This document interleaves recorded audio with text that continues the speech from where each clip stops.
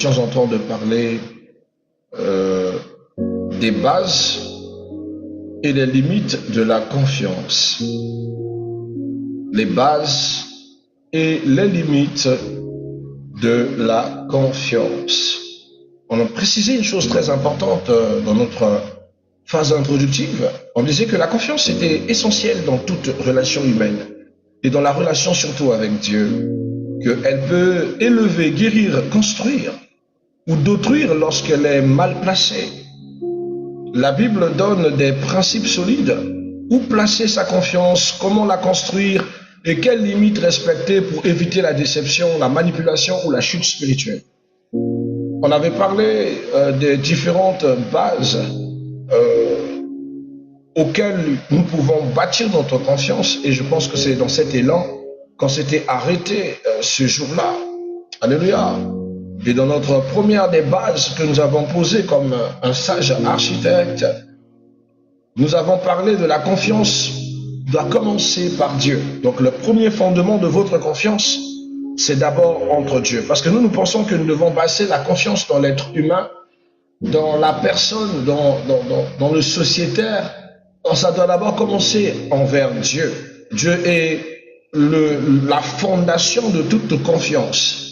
Dieu est le soubassement de toute confiance. On l'avait dit dernièrement. Car la vraie confiance commence par Dieu, car lui seul est parfait, fiable. Le livre de Psaume chapitre 118 nous rappelait que mieux vaut chercher refuge en l'Éternel que de se confier en l'homme. Livre des Proverbes chapitre 3 verset 5 dit: confie-toi en l'Éternel de tout ton cœur et de toute ton âme. Ne t'appuie pas sur ta propre sagesse. Donc notre première base, c'est que Dieu est le fondement de toute confiance humaine et doit être bâti sur lui. Donc même si vous devez avoir confiance sur quelqu'un, sur un individu, sur un ami, un mari, ça doit commencer d'abord par votre foi. Beaucoup de ceux qui commettent l'erreur de bâtir leur confiance dans une personne sans d'abord être basés sur Dieu échouent, parce que nous nous calquons sur un modèle faillible, un modèle qui finit toujours par s'effondrer. Souvenez-vous, la Bible dit: maudit soit l'homme qui se confie à l'homme. Comme s'il fallait déjà mettre dans l'esprit du chrétien ou du croyant que la confiance en l'être humain est vaine et perte. La deuxième des choses, bien aimé, qui est le deuxième des bases de la confiance, c'est que la confiance naît de la vérité et meurt dans le mensonge. Vous ne pouvez pas chercher à construire la confiance lorsque votre cœur n'est pas libre dans la vérité et que tout ce que vous avez commencé à construire dans votre relation n'est que mensonge. Dans la Bible, on ne peut faire confiance sans vérité, honnêteté et transparence. La Bible dit dans Éphésiens 4, 25, renoncez au mensonge. Et quelque part encore, il dit, car nous sommes membres les uns des autres au Christ. On ne peut pas bâtir la confiance en trompant les gens, en prétendant une fausse identité, un faux nom, un faux prénom, une fausse histoire, une fausse lignée de famille. Apprenez à avoir confiance et dites la vérité à votre partenaire, à celui que vous voulez fonder votre vie ensemble, pour qu'il sache réellement qui vous êtes. Donnez-lui des motifs de fermer les yeux et de reposer sur vous en toute confiance, en toute impunité. Mais pour cela, vous devez être vrai dans vos propos, vous devez être vrai dans ce que vous dites. On avait parlé de la troisième des bases. On avait dit que c'est la base, cette base, c'est que la vraie confiance se teste et se vérifie. Que la vraie confiance se teste et se vérifie. Ça veut dire que la vraie confiance passera toujours par l'épreuve. La Bible ne valorise pas une confiance naïve et immédiate. Non, non, non. Proverbe chapitre 14, verset 15 dit: l'homme simple croit à tout. La simplicité, c'est pour parler de folie, d'idiotie. Donc, une manière de dire qu'un homme simple, il croit à tout. Mais cependant, un homme sage examine.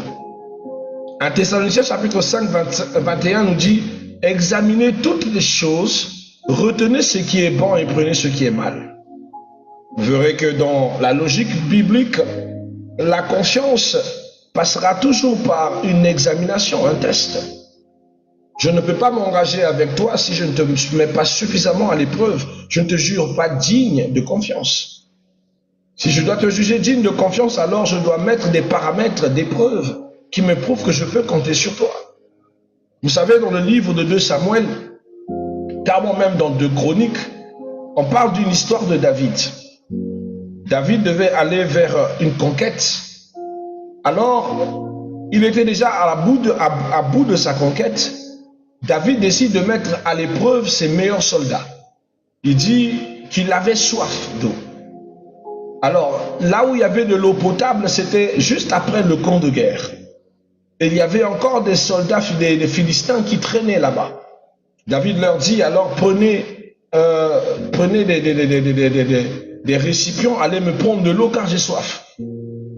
Les vaillants soldats qui avaient l'amour de David ont pris les récipients, ils sont allés. Les autres, sur la route, ont désisté. Ils ont dit, il y a de la guerre là-bas, il y a des Philistins, on va mourir, moi je n'y vais pas.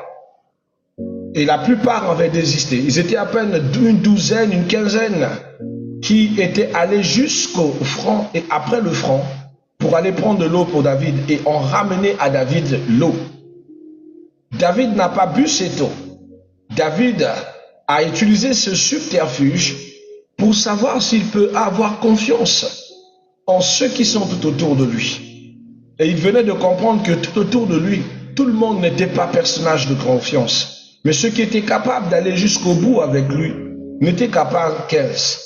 Et ce sont ces 15 qui étaient le cercle même clé de David. Ton problème à toi, c'est que tu penses que tu peux donner ta confiance à tout le monde et donner les clés de ton cœur à tout le monde, comme si tout le monde en valait la peine. Mais bien aimé, tout le monde ne peut pas être dans ton cercle de confiance. Le cercle de confiance appartient à ceux qui savent porter ta vision, c'est-à-dire à ceux qui comprennent ce que tu représentes et à ceux qui sont prêts à tout pour voir ce que tu représentes s'accomplir. Donc tu as confiance en des personnes qui te rabaissent, en des personnes qui ne savent pas voir le meilleur en toi. Tu confonds entre celui qui a un esprit critique pour ton bien et celui qui en constance ne voit rien de bon en toi. Alors à chaque fois que tu te confies à cette personne qui a l'habitude de te rabaisser, alors tu te sens brisé en quelque sorte. Alors je veux te dire, là où tu n'es pas bien entouré. Quand chaque fois que tu veux faire quelque chose, il y a toujours quelqu'un qui ne veut pas, qui s'optimise et qui trouve que tu n'es pas à même de le faire, sans te donner des vraies informations. C'est quelqu'un que tu dois faire attention. Le réseau de confiance, bien aimé, bâtit le réseau de l'évolution d'une vie. Si tu es tout autour de personnes qui sont pas de personnes de bonne confiance, ils ne te conseilleront pas comme il se doit. Ils ne te donneront jamais de bons conseils pour évoluer. Ils te pousseront toujours à ce qui va te freiner. Méfie-toi des personnes qui sont toujours d'accord avec toi. Parce qu'attention, il ne s'agit pas d'avoir des personnes qui sont toujours d'accord avec toi, mais des personnes qui savent marcher avec toi, qui savent te booster, mais qui savent aussi te dire franchement les choses, avec amour, avec gaieté, que de pouvoir te faire des coups bas. La quatrième des choses, on avait parlé de la confiance qui exige la fidélité. C'est là où on avait ouvert une slot sur la fidélité sur la parole. C'est la quatrième des bases. La fidélité est la preuve de la confiance. Alors, c'est quoi la fidélité? On avait rappelé que, bien aimé, la fidélité ne dépendait pas de l'image proscrite que nous avons. Parce que nous, on pense que la fidélité signifie ne pas tromper, ne pas blesser, ne pas aller contre la volonté de l'autre, ne pas le mélanger à quelqu'un d'autre. Or, bien aimé, la fidélité est un sentiment de loyauté. C'est quelqu'un qui, peu importe les temps, reste avec toi. Même si tu as des défauts, même si tu commets des erreurs, même si tu tombes, même si tu faiblis, même si tu n'as plus de force, même si tu n'as plus d'argent, le fidèle reste. On n'est pas fidèle à l'abstinence. On est fidèle à la personne. On offre notre fidélité à l'individualisme ou encore à Dieu lui-même. On lui vaut fidélité par amour pour lui. Pas un sentiment qui commence maintenant et après se détache. Mais nous avons pris une fidélité que nous avons pervertie et notre fidélité s'est arrêtée sur ce que l'autre donne, ce que l'autre a à offrir.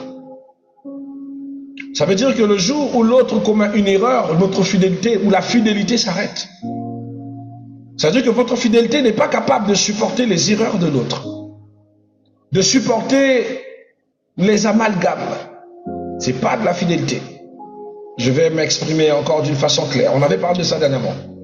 Dieu est fidèle et pardonne nos péchés tous les jours. J'ai envie de dire à quelqu'un, nous trompons Dieu tous les jours. Dans la relation de confiance qu'il y a avec Dieu, nous le trompons tous les jours. Nous péchons constamment. Mais bien aimé, ça ne limite pas la loyauté de Dieu envers nous. Ça ne réduit pas sa fidélité envers nous. Il ne s'éloigne pas pour autant. Il ne se sépare pas avec nous. Ça veut dire que la définition de la fidélité que nous avons, elle n'est pas la bonne.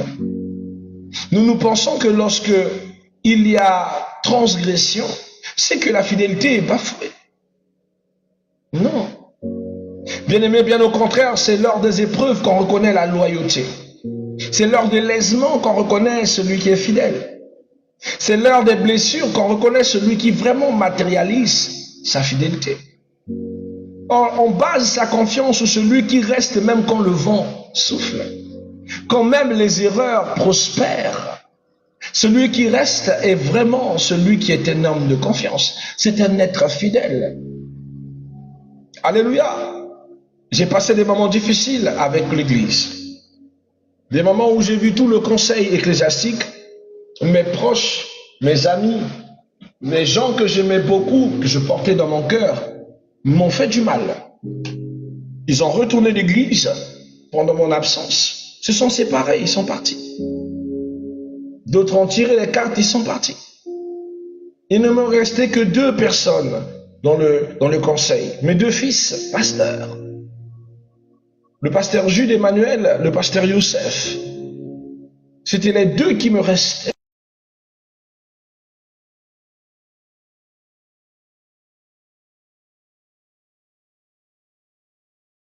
Je vais prendre la décision de me canaliser sur l'œuvre de Dieu et revenir pour rebâtir l'œuvre de Dieu.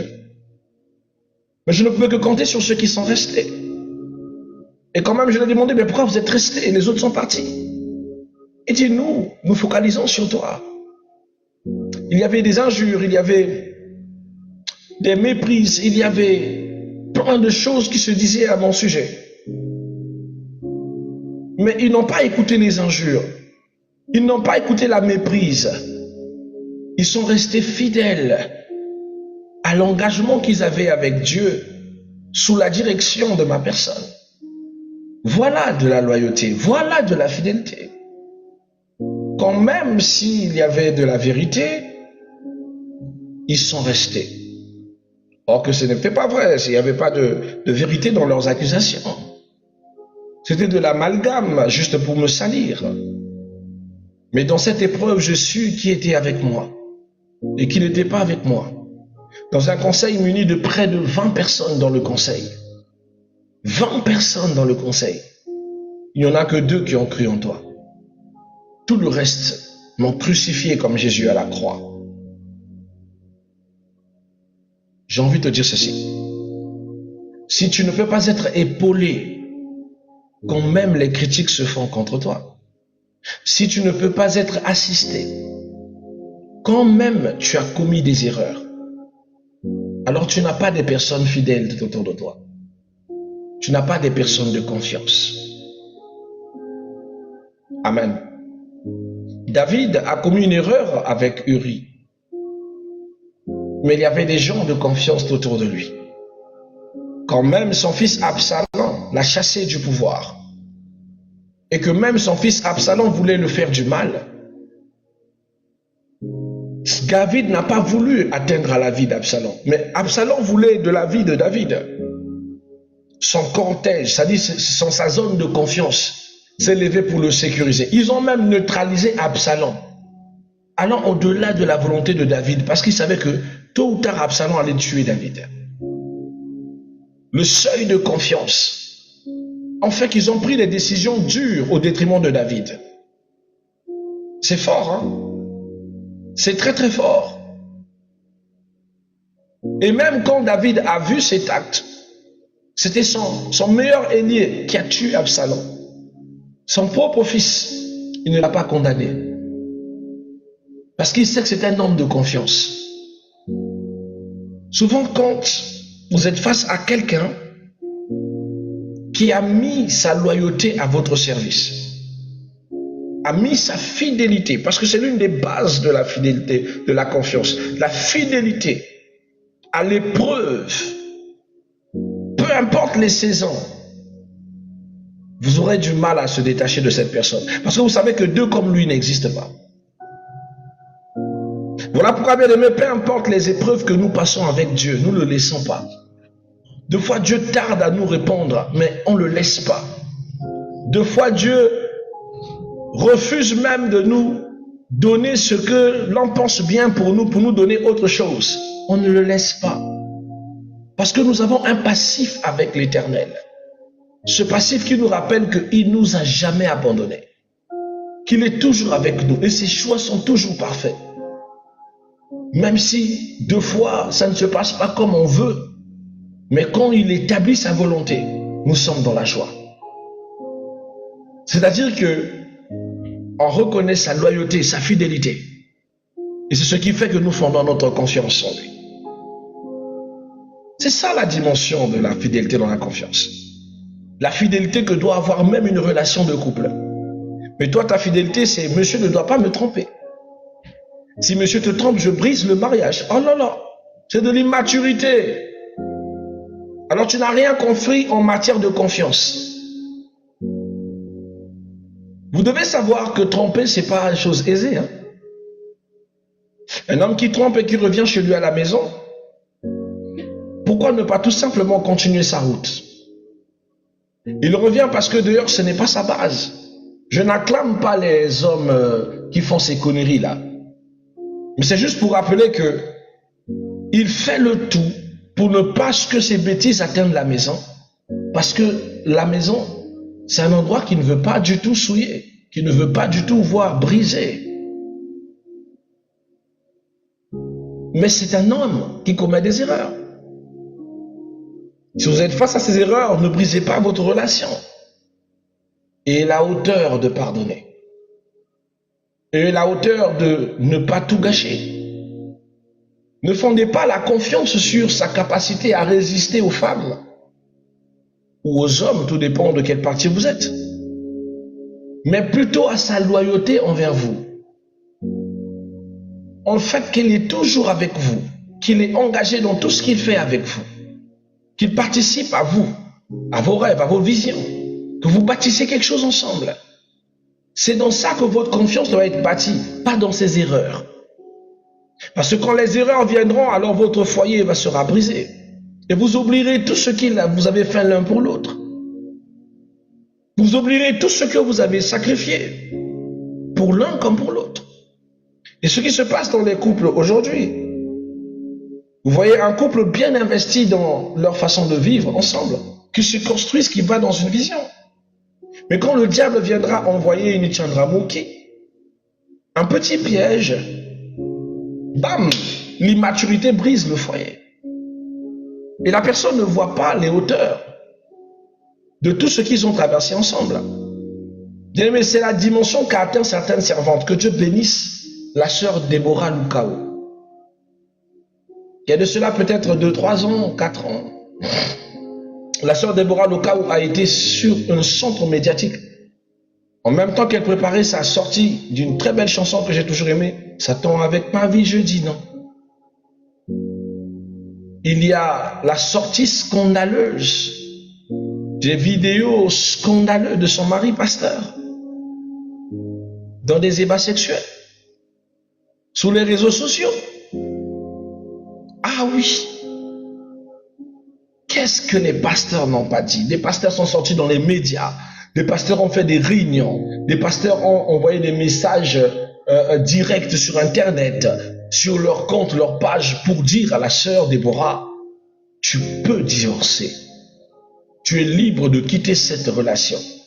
Il n'y avait que 2 pasteurs sensés dans leur esprit qui disaient à Déborah, tu peux dépasser ça. Vous savez quoi? La sœur Déborah un jour annonce sur ses comptes, son mari à la main, tenant son bras comme ça, et leur dit clairement, je ne vais pas briser mon mariage. L'épreuve est arrivée. Mais c'est même dans cette épreuve que Dieu doit voir ma force, mon courage. J'ai eu foi en son amour, j'ai eu foi en ce qu'il est et de ce qu'il a toujours su être pour moi. Mais c'est un humain comme tous les hommes qui commettront forcément des erreurs, comme j'en ferai. Alors j'ai décidé de pardonner à mon mari, il n'y aura pas de divorce. Il dit merci au pasteur que vous avez attendu mon divorce. Mais moi, j'ai basé mon foyer dans l'amour du Saint-Esprit, ma confiance en Dieu qui me l'a donné. Alors j'avance. Vous savez quoi? Ce couple est sorti encore plus fort de cette épreuve. Dans tous les concerts de Déborah, vous le voyez toujours saluer monsieur son mari, de danser, de rappeler la valeur de son mari. Mais un mari qui a été médiatiquement, scandaleusement exposé il y a de cela 3 ans et demi, voire 4 ans. Est-ce que vous serez capable de faire ça à sa place? Ah, une personne viendra me dire oui ici, hein, on se connaît. Je vous connais très bien d'elle. Je connais vos petits cœurs là d'elle. Je connais d'elle. Hein? Je connais vos petits cœurs d'elle là. Ah, surtout ma fille chérie, c'est la 3e guerre mondiale qui va exploser avec une 4e en succession. Une manière de dire que ça sera pas du tout évident à cause de la fragilité du cœur. Parce que nous avons basé notre confiance sur des faux points. On n'est pas à même de porter notre amour jusqu'au bout. Or, bien aimé, ça c'est la configuration du mariage, de la confiance dans le mariage de nos aînés, de ceux qui ont vécu près de 40 ans de mariage, 30 ans de mariage. Si on vous dit qu'il n'y a jamais eu d'erreur dans ces relations-là, c'est faux. Jusqu'ils ont compris que l'essentiel, c'était dans la loyauté, c'était dans l'amour, c'était dans le partage et non dans les erreurs. Parce que les erreurs, vous les commettrez, mes bien-aimés. Les erreurs, vous en ferez, mais elles ne doivent pas vous identifier. Amen. On avait parlé des limites de la confiance selon la Bible. La Bible met aussi un garde-fou pour éviter la crédulité ou le danger. La Bible demande de ne jamais donner à l'homme la place de Dieu. Une erreur que beaucoup de gens commettent. On veut céder la place de Dieu à l'homme. La femme de foi, certaines femmes élèvent son mari au niveau de Dieu. Il peut douter même du prophète, il peut douter de tout sauf de son mari. On ne peut pas donner la place de l'homme à Dieu. Jérémie 17, verset 5 dit, maudit soit l'homme qui se confie à l'homme. Tant que vous êtes avec un homme ou un être humain, quand je parle d'homme avec grand H, devez savoir qu'il commettra toujours des erreurs. Donc, les limites numéro 1, ne jamais idolâtrer une personne. La limite numéro 2, bien aimé, because of times, on va un peu avancer, c'est toute personne sans stabilité morale ou spirituelle n'est pas digne de confiance. C'est-à-dire, la Bible avertit que contre la confiance accordée aux gens à double face, inconsciente, c'est une irresponsabilité. Quelqu'un, par exemple, qui n'a pas une foi stable, qui n'a pas du tout une vie stable, qui lui-même n'a pas une forme de tangibilité, vous accordez votre confiance, il y a un problème. C'est l'un des paramètres que deux fois nous, l'Église, on impose aux jeunes mariés ou aux jeunes aspirants au mariage, de ne pas se confier à ceux qui n'aspirent pas et ceux qui ne sont pas mariés. C'est pas aimer. Oh non, vous dites quoi? Que celui qui est marié doit se séparer de ses amis célibataires. Oui. L'instabilité que tu as te rend incapable de m'orienter, te rend incapable de me conduire. Tu ne vas pas me conseiller avec un œil altruiste. Tu me conseilleras selon ta façon d'être. Des conseils de célibataire. Des conseils de célibataire. Tu iras au quart de tour, tandis que celui qui est marié me donnera les conseils à la hauteur du mariage, de ce qu'il en a compris et de ses différentes méthodes de conserver son foyer. Tandis que le célibataire, c'est quelqu'un a un coup-cœur comme ça. Il t'a trompé, tu restes dans le mariage là, pourquoi? On peut pas, non, il n'y a pas, on discute pas. Il te trompe, tu blagues avec moi, tu me trompes. Même si c'était hier qu'on était à la mairie, c'est fini, on se sépare. Mais le jour où cette personne va se marier, je vous assure que, même si on l'avait trompé 10 fois, même le jour du mariage, il ne va pas briser le mariage. Pendant ce temps, il vous a donné des mauvais conseils qui vont vous détruire. Donc ne vous confiez pas aux personnes instables ou infidèles. Ne le faites jamais. Une autre chose, bien aimé, la confiance n'annule pas la prudence. La confiance doit marcher avec la prudence et la discrétion. Je n'ai pas dit le contrôle, mais la prudence. Parce que vous, on vous connaît. Oh non, papa, donc c'est ça aussi. La Bible dit aussi que non, vrai que j'ai confiance, mais je dois toujours contrôler. Non, la prudence, elle est différente du contrôle. La prudence, c'est que j'ai confiance en toi, mais j'ai quand même des garde-fous, car tu restes un humain. Je ne peux pas te donner la place de Dieu pour me donner entièrement à toi. Mais je te donne au moins les 80% de ma confiance. Le reste, je le donne qu'à Dieu. Ça veut dire que je peux établir, comme on appelle dans mon esprit, une forme de jurisprudence qui m'accorde le bénéfice du doute quand tu commets des erreurs. Je peux m'appesantir et dire oui, c'est possible. C'est possible au moins à 20% que tu fasses des erreurs. C'est pas mauvais. Donc évitez de donner toute la confiance. La Bible dit dans Matthieu 10, verset 16, soyez prudents comme le serpent et simples comme la colombe. Prudents comme le serpent et simples comme les colombes. La confiance doit marcher avec la prudence et le discernement. Soyez dans le discernement.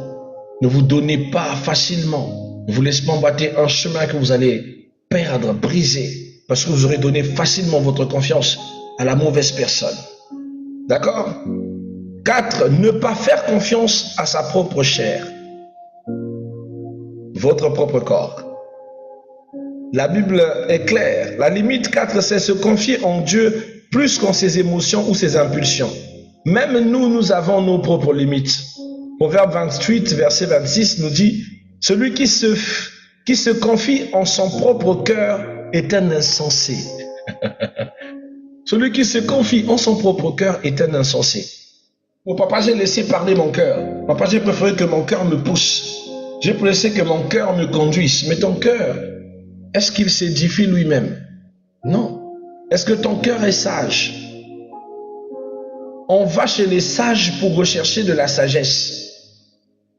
Alors ne sois pas sage à tes propres yeux, ne prends pas des décisions inopinées. Parce que ton cœur veut que ça soit comme ça.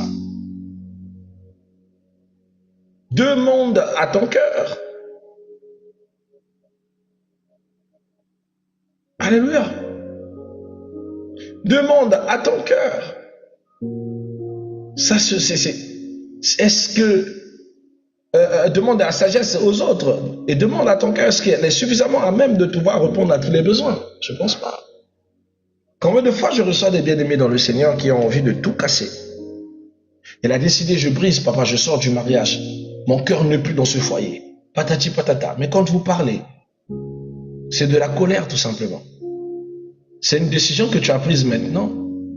Mais dans 2 mois, tu vas regretter. Tu vas comprendre que le cœur peut t'emmener sur les chemins des erreurs. le discernement, la réflexion, la sagesse, elle est tout ce qui vous permet de vous identifier à un insensé. Prenez le temps de réfléchir avant d'agir.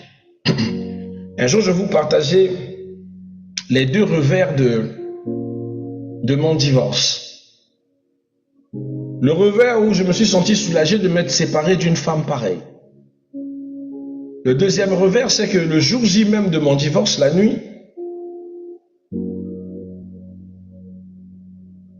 elle était déjà partie avec ma petite fille à l'époque.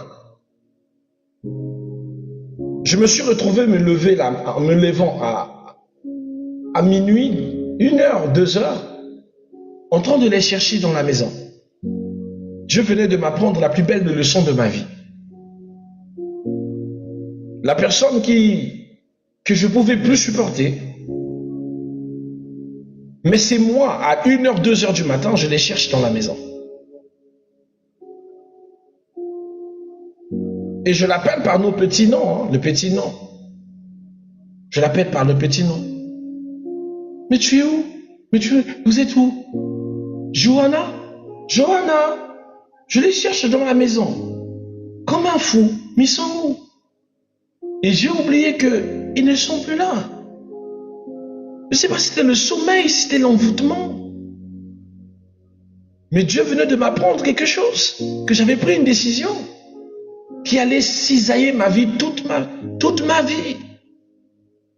Je venais de condamner ma propre fille à conduire loin de son père parce que son père n'est pas assez mature pour supporter le mariage. Je venais de condamner cette femme qui avait cru en moi, qui avait mis aussi sa confiance en moi,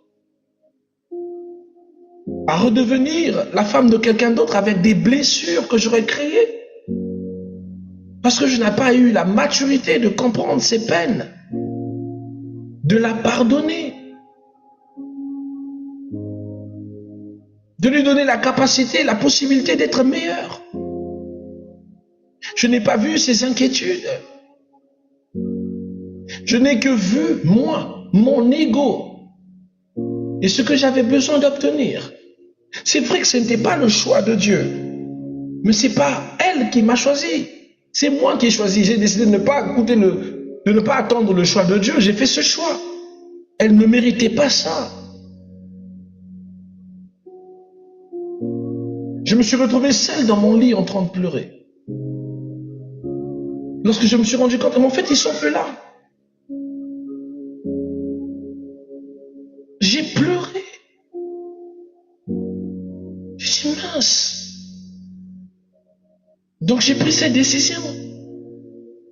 Donc c'est vrai, ils ne sont plus à la maison. Donc ma petite fille aujourd'hui grandira sans son père. Ou avec un père qui vient de temps en temps le voir. Il a fallu même pas 1 année pour que j'ai la question qui va transpercer mon cœur. Ma petite fille revenant de l'école. Et quand il arrive, elle me voit, elle est triste. Je dis, Johanna, qu'est-ce qu'il y a? Elle dit, papa, tous mes amis ont leur père et leur mère qui vivent avec elle. Pourquoi moi, mon père et ma mère ne vivent pas ensemble? Pourquoi mon père et ma mère ne s'aiment pas comme les autres parents? Pourquoi la vie de Johanna est différente? Elle était toute petite. Elle a toujours été très intelligente. Cette question, je n'ai pas pu la répondre. Et dit, Jo, ça c'est les choses des grands. Mais quand je l'ai remise à sa mère, sur le chemin, j'avais les yeux rouges. Les larmes coulaient de l'intérieur. Je m'en souviens, ce jour-là, j'ai pris un verre de scotch pour dormir. Mais malheureusement, je n'ai pas dormi du tout.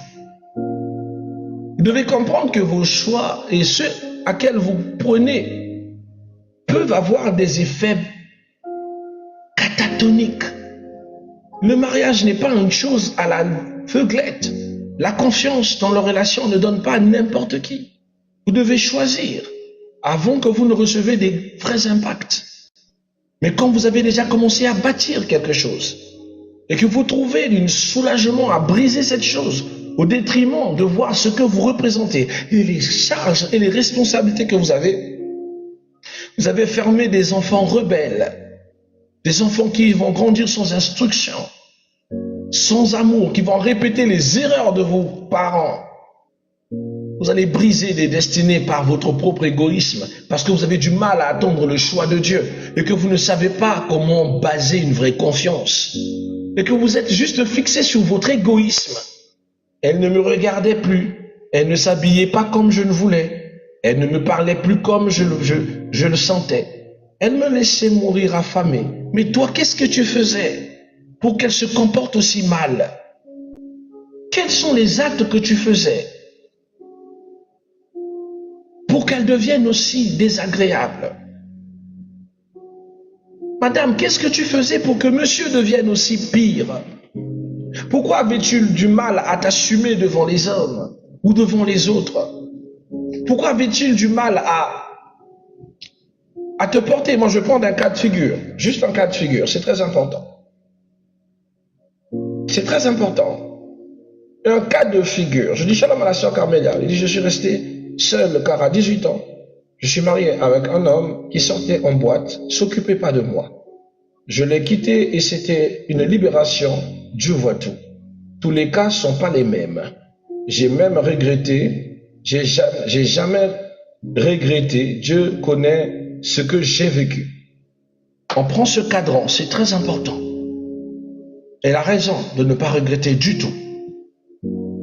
Mais ça, c'est le visage d'une seule main. Lorsqu'on regarde le miroir et qu'on se regarde que soi-même, on pense juste à ce que l'on voit refléter sur le miroir. Mais quand on voit le miroir de l'autre côté de son partenaire, on découvre la face B de ce qu'elle ne s'est jamais rendu compte de cette relation qui n'a pas marché. S'engager avec quelqu'un dont vous ne partagez pas la même foi, les mêmes convictions. Une personne qui avait déjà une vie désordonnée et qui a toujours voulu que lui ou sa partenaire ait une vie un peu accélérée. Pendant ce temps, tu es resté dans une vie assez pluridisciplinaire. C'est pas que tu n'as pas toujours été un peu te donnant l'occasion de sortir, te faire belle, te faire plaisir. Mais non, tu avais plutôt un côté très réservé. Et tu l'as toujours démontré, ce côté très réservé. Mais lui, par contre, ça a toujours été un désinvolte.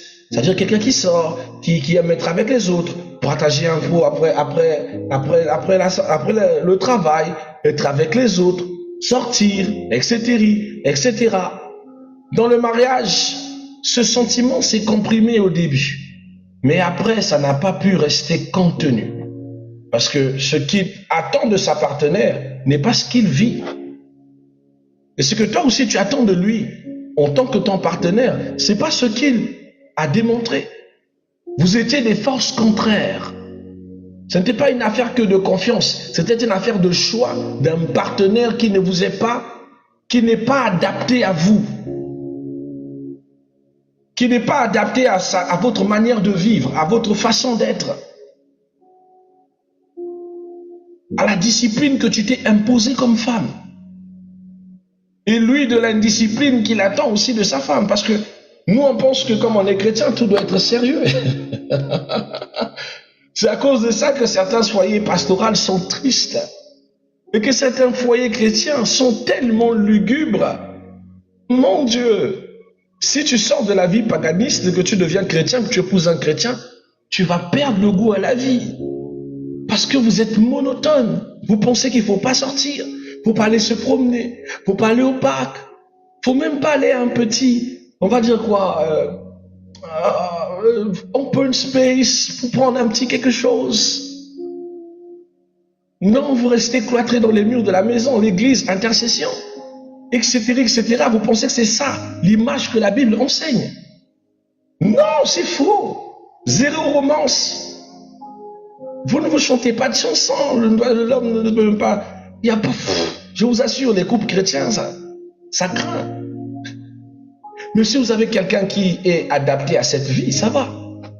Mais vous avez un païen, ça passe pas. Ça va pas marcher. Au fur et à mesure, dans le mariage, il va se sentir comprimé. Vous avez un homme, je vais prendre un autre paramètre très important. Un homme, par exemple, qui certes est chrétien, mais qui a une sexualité sexo-active à 100%. C'est-à-dire, lui, vous faites tout avec lui. Vous pratiquez le Kama Sutra. Vous faites tout. Je ne vais pas citer, TikTok n'aime pas ces mots-là. Mais vous savez, mais autant que chrétiens, certaines choses nous sont tabous. Car nous, la loi de la parole nous apprend juste que nous ne devons pas coucher avec une femme comme on couche avec un animal. Ça dit déjà tout comment les animaux couchent. Les animaux montent sur son partenaire par le dos. Ils se lèchent les parties intimes. Ils font des choses dégueulasses. Ils font le lapé-lapé que nous ne pouvons pas faire, mais que certains adultes ici. Oui, ici même sur le live, il y a des fanatiques, des champions de cette bêtise. Mais dont la Bible est contre. Il y a même d'autres qui ont créé le deuxième tunnel. Donc, ce sont des gens de la cime 2. S'il n'y a pas cime 2, le monsieur est fâché, il veut plus, il veut rien, la relation est morte. Mais si on applique les lois chrétiennes, ça va pas. Alors prenons une sœur chrétienne qui est puriste, avec un homme converti, qui garde ce genre de pratiques dans sa tête. Chaque fois qu'il impose à sa femme ces pratiques sexuelles que lui trouve bien, mais que la sœur trouve sataniques, vont-ils rester ensemble longtemps? Non. Ils vont se briser à cause de leurs convictions. Alors là, sœur Camélia, nous avons le cas de figure de Amos 3.3. Deux personnes ne peuvent cheminer ensemble sans être convenues. Si vous n'êtes pas convenus sur vos valeurs, sur votre façon de voir les choses, dans le foyer, vous heurtez vos têtes et vous vous séparez. Parce que de base, vous avez toujours été différents. La seule chose qui vous attachait, c'est la friction. Mais dans vos vies personnelles, tu as toujours su qu'il est différent. Il a toujours su que tu as été différente. C'est ce qui fait qu'il ne pouvait pas t'imposer ses valeurs et ses façons de voir les choses. Et toi aussi, tu ne pouvais pas accepter parce que Amélia, t'es pas facile. Hein? T'es douce quand tu veux. Hein?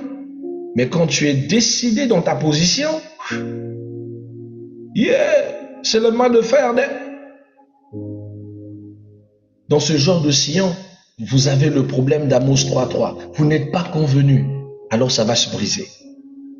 Le regret sera dans le niveau où vous n'avez jamais su accorder votre vision. Donc, navré, si le paramètre de la confiance s'adapte. Jusque vous ne pouvez pas lui donner les mêmes paramètres parce que de base, vous n'avez pas la même vision. Vous n'avez rien bâti sous la même vision ensemble. Il a toujours été olé olé. Ça veut dire que ce divorce a été une libération pour vous deux. Mais malheureusement, aucun de vous deux n'a tiré la leçon de savoir que cette fois-ci, je dois prendre quelqu'un qui est calqué sur ma vision, sur ma façon de voir les choses, sur les valeurs que je respecte. C'est ça quand on dit aux jeunes sœurs que vous ne devez pas épouser des païens. Parce que le païen, il est habitué à son paganisme. Mais toi, tu es chrétienne. Tu vas être étonné que le frère païen, un jour, il ramène le fouet. Et toi, je te dis, mais ce fouet-là, c'est pourquoi? Dis non. C'est pour pimenter notre relation. Aujourd'hui, ce soir, on va faire les jeux de papa et maman, mais je vais te fouetter. Oh, et toi, je dis, comment tu vas me fouetter? Ça commence où tu vas me fouetter? Parce que tu n'es pas habitué à ça. Tu n'as pas ça dans ta notion. Tu n'es pas éduqué à ces conneries. Mais lui, il est allé apprendre une spécialité de fouet quelque part. Hein, que Dieu épargne à ma fille Féliane de ce genre d'énergumène. Alors tu te fais fouetter, ah bon, non, tu vas aller accuser, aller porter plainte au pasteur, tu vas aller parler, oh, mais lui, il trouve qu'il a fait des actes d'amour, c'était sa façon d'exprimer son affection. On te fouette. Vous comprenez? Voilà pourquoi vous devez comprendre la vision de votre partenaire. Ne pas faire confiance à sa propre chair. Parce que votre cœur peut vous tromper. Mais d'être confiance en Dieu, est-ce que c'est celui qu'il me faut? C'est lui. Si c'est lui, ok. Si c'est pas lui, non, on n'a pas la même vision. On ne voit pas les choses du même sens. On n'a pas les mêmes lobbies. On ne peut pas toujours être complémentaire en tout. Mais au moins sur les choses basiques. Sur les choses qui ne lèsent pas. Vous comprenez? Nous avons certaines sœurs purement chrétiennes, mais qui comprennent leur mari qui va en boîte. Et ce n'est pas parce qu'il ne va pas en boîte avec elle qu'ils vont rompre. Non, il sait qu'il a épousé quelqu'un qui est païen. Qui va faire quoi? Elle assume son paganisme. On la rit, on dit ceci. Wazolamboa, wazolana mankasa. Qui aime le chien doit aimer avec ses puces. Tu ne peux pas aimer le chien et refuser ses défauts. Tu dois aimer le chien et les défauts du chien. Il va te ramener des puces à la maison. Il va te ramener des cellulites. Il va te ramener des parasites bizarres parce qu'il serait allé frotter son corps contre un bras, un bois ou la boue, je ne sais quoi. Donc quand tu veux avoir un chien chez toi, accepte les défauts du chien. Il va mordiller sur ton fauteuil. Il va gâcher des souvenirs que tu auras, des pantoufles qu'il va bouffer. Voilà la vraie réalité sur les choix dans le mariage. Alors si tu trouves que le chat est mieux adapté, prends le chat que le chien. Vous voyez? Ce sont des choses sincèrement que j'aurais voulu qu'on me dise. Alors je n'aurais pas construit ma confiance sur l'apparence et la silhouette. Mais dans le cas de figure que je viens de vous partager, c'est que j'ai construit une relation avec elle. J'ai mis ma confiance. On a mis tout ce qu'il fallait pour que le couple fonctionne. Mais on n'a pas été patient, tolérant, responsable. Je n'aimais pas sa jalousie, car sa jalousie m'a fait perdre du travail.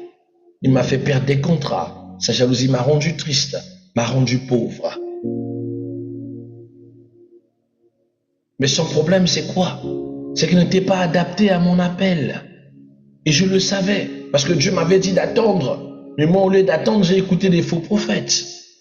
J'ai couru face à une femme qui a du potentiel pour être une très bonne femme pour quelqu'un, mais qui n'était pas la femme qu'il me fallait par rapport à mon appel. Mais nous avons bâti dans l'amour. Nous avons bâti au point d'avoir un enfant. Et le divorce est venu détruire. C'est pas qu'il y avait plus d'amour, non, il y avait l'amour. La petite en a écopé les charges de notre immaturité, de notre manque de patience. Or que nous étions arrivés au socle de ce qu'on appelle cabré mort, est-ce qu'il peut mourir encore? Non.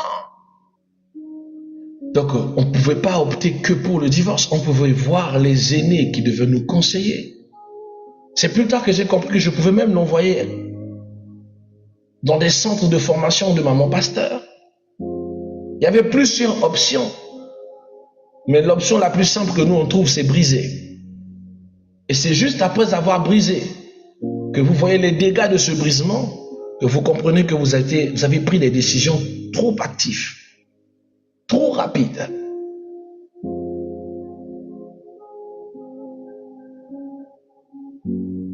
Parce que vous avez fait confiance à votre cœur.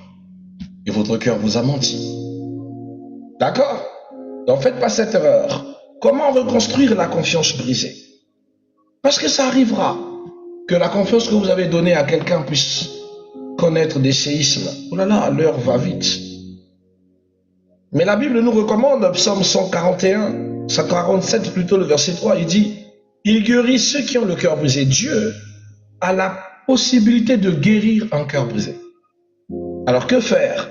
La première des choses, allez vers Dieu pour guérir. Prenez votre couple qui vient de passer une épreuve, allez avec votre couple vers Dieu. Vous venez de vivre un moment de vent, de tempête, ne vous reclusez pas vous-même dans votre coin. Faites intervenir Dieu pour que vous puissiez avoir la capacité de dépasser cette épreuve. Parce que ça arrivera. Mais si vous faites les choses vous-même, Satan, il va saucer votre facture. Et vous n'allez pas arriver de pouvoir rebâtir la confiance dans votre couple. La deuxième des choses, identifier les causes de la rupture ou les causes qui ont détruit la confiance. Une fois que vous avez repris les causes, vous allez travailler sur cet effet, afin que celle-ci ne puisse plus devenir les raisons pour lesquelles vous devez encore vous asseoir pour en parler. Troisième des choses, établir des nouvelles limites. La confiance va avec les dispositions, mais aussi avec les limites. Je ne veux pas que tu fasses ça.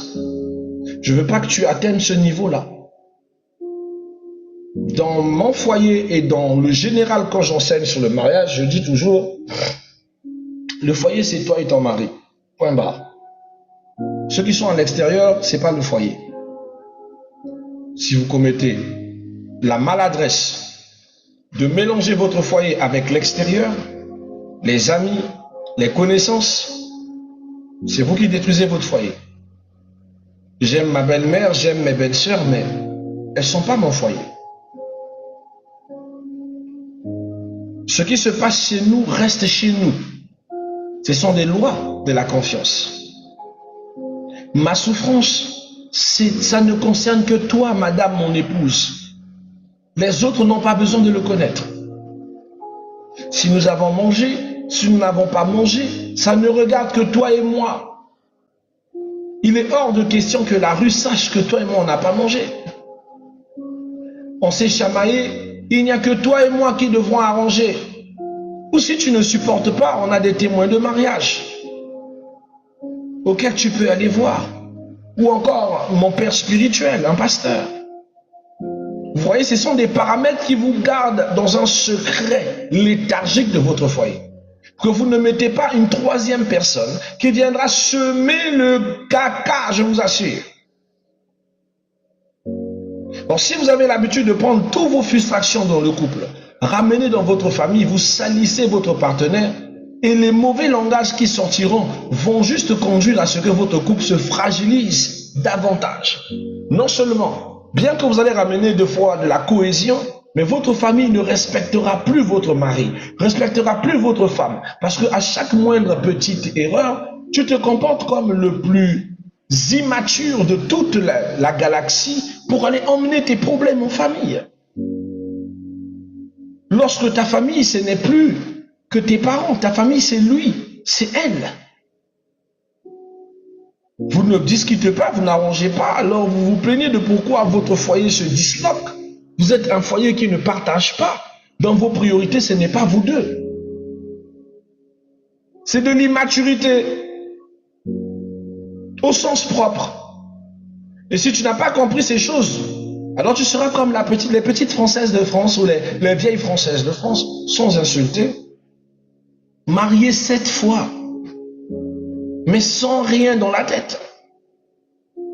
Après, c'est vive le féminisme. Féminisme, oh yeah, féminisme, oh yeah. Girl powers, girl powers, girl powers. Or, girl immature.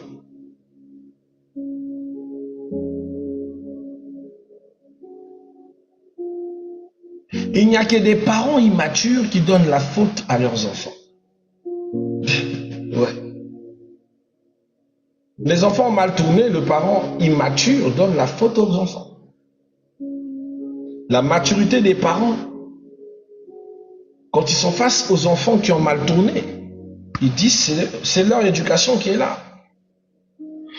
Vous comprenez? Bien que l'enfant fera ses choix, mais ton éducation, s'il était sombre, s'il était droit, s'il était pieux, cet enfant n'allait pas se dérouter.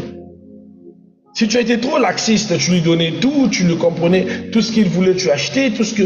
Tu as créé un pourri gâté qui va commencer à penser que la vie c'est facile et qui va sombrer dans le crime.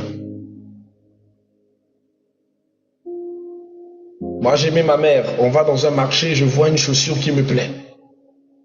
Je la regarde tellement, je dis, maman, je veux de cette chaussure. Elle a envie de me le donner, mais elle sait que si elle me le donne facilement, je n'aurai rien appris. Elle me dit, tu vois la paire de chaussures? Tu la veux? Tu la veux vraiment? Tu ne l'auras pas. Je dis, mais maman, je dis non. Un enfant a ce que sa mère veut lui donner. Un enfant a ce que son père peut lui donner.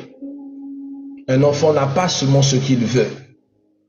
Je ne te donnerai pas ce que tu veux. Je donnerai ce que moi je veux pour toi. Tu n'as pas à m'imposer ce que tu veux. Tu dois recevoir ce que je veux pour toi.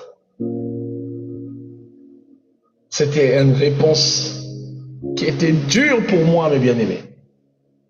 Mais j'ai compris que maman ne voulait que de mon bien. Et que c'est grâce à ce genre de réponse que je n'ai pas sombré dans l'envie des choses des autres. Que je ne pouvais que me contenter de ce que j'avais. D'acheter des choses selon mes moyens. Pour que je ne n'aille pas voler. Me suffire à ce que j'ai. C'est à cause de ça que quand je vois mes enfants qui disent « Papa, moi je veux ceci », je le regarde comme ça, va t'asseoir. Je peux le faire, mais parce qu'il veut m'imposer, je ne le ferai pas. J'ai été éduqué dans cette base. Mais toi, maman, il y avait chocolat, tu vas acheter, maman, il y avait, tout ce qu'il veut, tu donnes. Le jour où tu lui diras non, tu viens de créer un heurt dans son esprit. Que si maman a dit non, alors pas question, je vais faire tout de mon mieux d'avoir. S'il faut voler son sac, je vais voler. Je n'accepterai pas le nom de maman. Tu as gâté l'éducation de ton enfant. Tu as préparé Tchouki toi-même. Tu as eu trop confiance dans les bases que tu lui as laissées, mais tu as oublié que l'intérêt guide l'homme.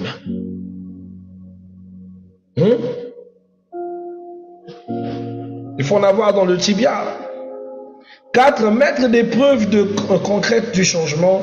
5. Prendre le temps de ne pas se précipiter. Prendre le temps de bâtir votre confiance et de ne pas aller vite. Vous venez de rompre ou vous venez de prendre une petite séparation. Allez-y lentement, sûrement. Ne vous remettez pas vite dans le bain parce que la précipitation a le don d'accélérer l'échec. Se laisser guider par le Saint-Esprit sera de très bonnes choses qui vont vous bâtir. Alors je vais m'arrêter là, bien-aimés. Il y a tellement de choses à dire sur ce sujet. Dieu voulant, peut-être nous en parlerons d'une autre manière pour aider les sœurs en couple comme les sœurs non en couple, comme aussi les divorcés. Parce que tout ça, ça nous suit tous. Il faut guérir de vos blessures, comprendre les erreurs que nous avons tous commises. Parce que nous pensons toujours que dans le divorce, ce n'est que notre partenaire qui a tort. C'est faux. Si vous n'apprenez pas à lire vos propres responsabilités dans votre divorce, alors vous êtes une mauvaise personne. Vous devez être capable de comprendre que ça n'a pas marché. J'avais aussi ma part de responsabilité. Ma responsabilité est qu'on n'a jamais été, par exemple, fractionnel. Ma responsabilité, c'est que je n'ai jamais adhéré à sa vision. Ma responsabilité, c'est que je l'aime bien, mais j'ai toujours voulu faire de lui quelqu'un d'autre. Et non accepter ce qu'il est. Surtout les sœurs chrétiennes.